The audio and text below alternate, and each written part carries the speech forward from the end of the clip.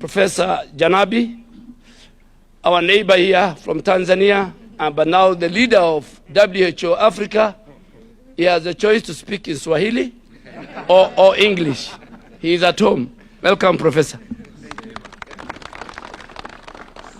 Asante sana. I'll try to speak in English.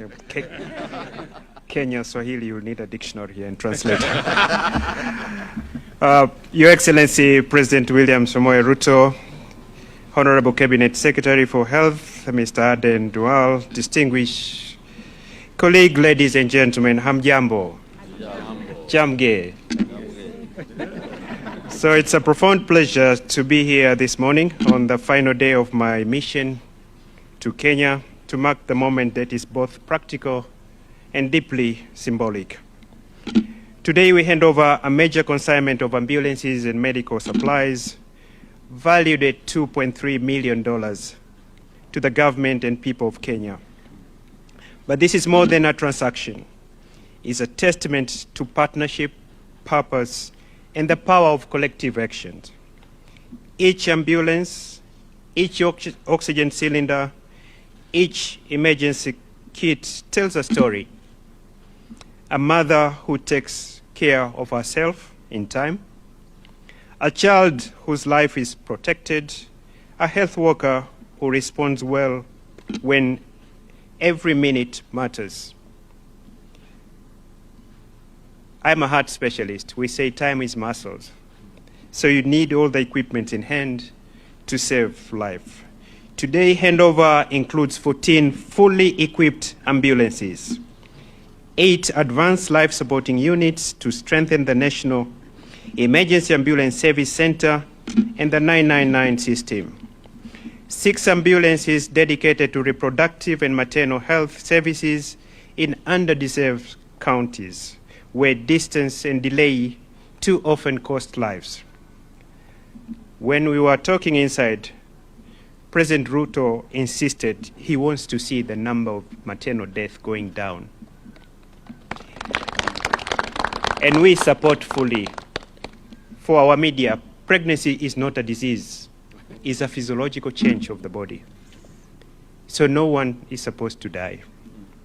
Alongside this are 205 medical oxygen cylinders, nearly 3,000 emergency and infectious prevention supplies, ensuring that frontline facilities are ready for outbreaks, emergencies, and critical care. Again, here you see how we are going to work together with President Ruto on primary health care and universal health coverage, because outbreaks, emergencies start in the communities and end up in the communities. We are also delivering 6.5 million tablets to support mass treatment of schistosomiasis and soil-transmitted helminths in 15 counties, protecting around 3 million people from preventable diseases. And finally, a comprehensive package of 952 items of reproductive and maternal health equipment, commodities, training modules designed to improve obstetric family planning and post-abortion, especially in remote areas. We have to say, our observation in WHO, there's a lot of teenager pregnancies around our 47 member states in Africa, Kenya among them. So the handover reflects guiding principles of WHO work. Every emergency investment should be built a lasting impact. What once served as an urgent response now becomes part of the resilient system, sustaining care long after crisis passed away. Kenya leadership in hosting the WHO Emergency Hub here in Nairobi embodies that vision, turning readiness into resilience, making this country not only a beneficiary of support, but a source of strength for the region. Today is an important day. It's about partnership. The Ministry of Health, county governments, and frontline health workers have shown extraordinary dedication. Their daily efforts turns equipment into impact. Naomba nimalizie by saying the words of Baba. Kwanza poleni sana.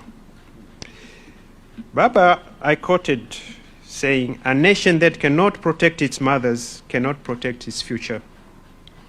Together we are building a Kenya where giving life is never a risk, but rather an experience defined by safety, dignity, and hope. Asanteni sana.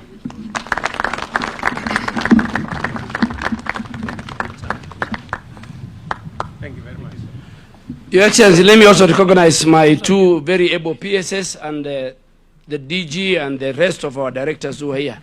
It's now my duty and honor to invite our President to address